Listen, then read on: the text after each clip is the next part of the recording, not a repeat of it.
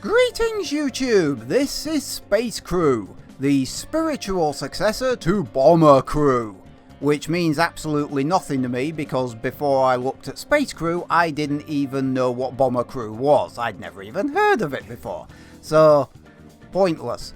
Anyway, there is no resemblance whatsoever to any particular sci-fi program and Space Crew. I'm pretty sure there is. Anyway, this isn't a space combat game. Despite appearances to the contrary, it's not. It's actually a management game. It's a ship and crew management game.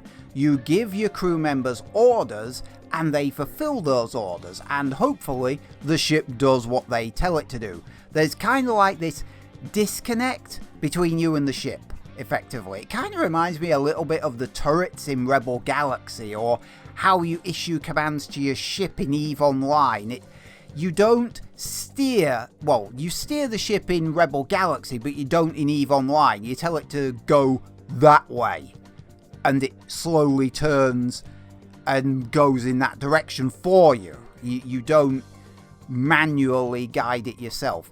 To that end, to help you fly this ship around, even though you're not flying it, there are 6 crew members. You have the captain, who is, contrary to what every sci-fi program has ever told you, the captain here is also the pilot of the ship. They actually fly the ship from their chair. You take the captain out of the captain's chair, the ship stops.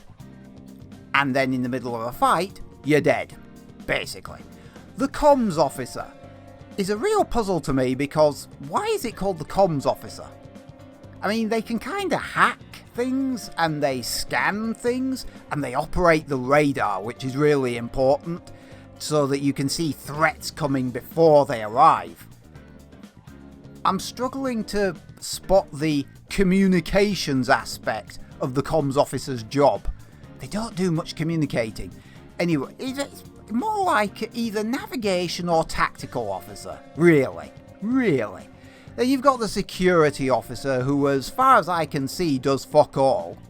Apart from hitting buttons on their console occasionally. The security officers themselves don't really do much.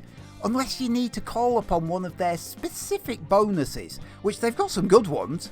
Instantly restore shields, cloaking device, EMP bursts. But most of the time you can just move them 2 feet to the left and stick them in the forward gun, and they're far more useful there. Way more useful. Then you've got the engineer who sits in the engineer's station. In the middle of the ship.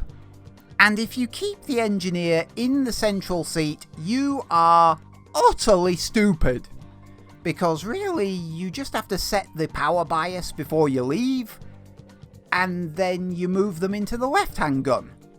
It's kind of like both the security officer and the engineer are wasted on their assigned stations. Just put them in the guns. At least they're doing some shooting. Speaking of guns, you have 2 gunners, and the ship has 4 guns. I'm thinking the accounting department kind of skipped a bit. They kind of skimped on the funding for this program. You know, it's just the future of Earth at stake. Yeah, nothing major. Just an alien invasion looking to wipe out planet Earth and humanity. We don't have to give them 4 gunners. So for some reason they gave you a ship with 4 guns and only 2 gunners. But as I say, move the security officer and the engineer into the other 2 guns, you get 4 guns. Now, you shoot aliens in this game. You move some cargo around. You shoot some aliens. You rescue people from space stations. You shoot some aliens. You do a lot of shooting aliens, by the way. In fact, that's basically 80-90% of your job in the... Is it the UDF in this game? I think it's called the UDF. Actually, I have no idea what the UDF stands for. Something Defense... Universal Defense Force? Or United Defense... It might be United Defense Force, actually. Anyway, it doesn't matter. A lot of people online... Okay. All the people online, not a lot of, all of them online, recommend that you put your pilot, your captain, in defense mode. Because then your pilot will keep a track of your shield status, and if a shield starts collapsing, they'll steer that shield away from the enemy. So it helps keep your shields up, it helps your durability, which is great when you first start. That is really what you want to do. But then I discovered that a small number of people online were complaining about the accuracy of the rocket launcher. I fitted the rocket launcher to my ship and I thought to myself, well, the accuracy is not that bad. I don't know what they're talking about. Okay, I suddenly noticed something. The rocket launcher has a slow rate of fire. But here's the kicker. The players will make a big deal out of you boosting your evasiveness in a fight, because evasiveness basically penalises the enemy's accuracy at a distance. But here's the rub. It wasn't until I equipped the slow firing rocket launcher and the lightning gun that I noticed that every time the pilot changes direction, it massively throws your aim off. Your gunners can't hit shit while the ship is turning. It's incredible. And once I realised this, I figured, right, that's why the people online keep on complaining about the rocket launcher missing. And then it suddenly occurred to me, hang on a minute. If the pilot's in defence mode the whole time, that means they're constantly steering left, right, up, down to preserve the shields, which is making it harder to shoot the aliens. So what I did was, I set the ship in patrol mode, which basically causes the pilot to fly in a dead straight line, basically turning you into cannon fodder. But because I had upgraded shields and because my evasiveness was high, I was able to out-tank the enemy. And my shields stayed mostly intact, and do you know what? My gunners have incredible aim. They're bloody awesome at shooting the enemy. And I know what some people are saying, well, that's because you've been playing a while, the gunner's accuracy has improved. I started a brand new game with a brand new ugly looking ship and a really dopey looking crew. But the point is, I started with a brand new ship and I sent them out into space and I put the ship in patrol mode. Left them running in a straight line. My shields, in all fairness, my shields were shredded. A lot. And at least one of my crew members got badly injured. The armour shot to shit. It did not help my durability. I will readily admit that. However, the accuracy of my gunners was perfect. Perfect. And they're supposed to have shit aim to start with. I don't know what that accuracy... The accuracy stat for each gunner must be something to do with their ability to compensate for the pilots veering left and right like a drunk horse.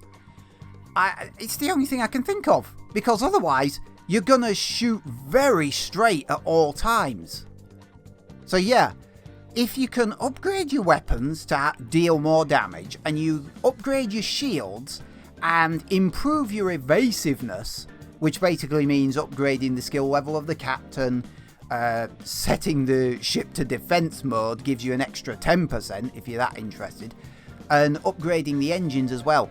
Once you can out-tank the enemy, your gunners will be able to blow the aliens away before they can get anywhere near you. It's fucking awesome. Now, speaking of blowing aliens away, boarding parties. Oh my god, these guys are annoying. You learn to recognise their ships after a while. I say you'll learn to recognise their ships because you bloody will. After you've been boarded 3 bazillion times, you bet your ass you'll learn to recognise them. Their ships are kind of squat, round, have a big claw on the front, and they don't have any guns. Always, always keep an eye out for them. And always prioritise them as a threat. Watch the incoming groups of enemies.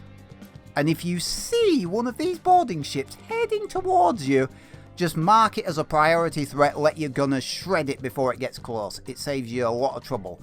Otherwise, the aliens board your ship and you have to redirect some of your gunners, or whoever, to grab a phaser rifle and fight them off. Which isn't hard once you do it. It just takes people off the guns. It's annoying.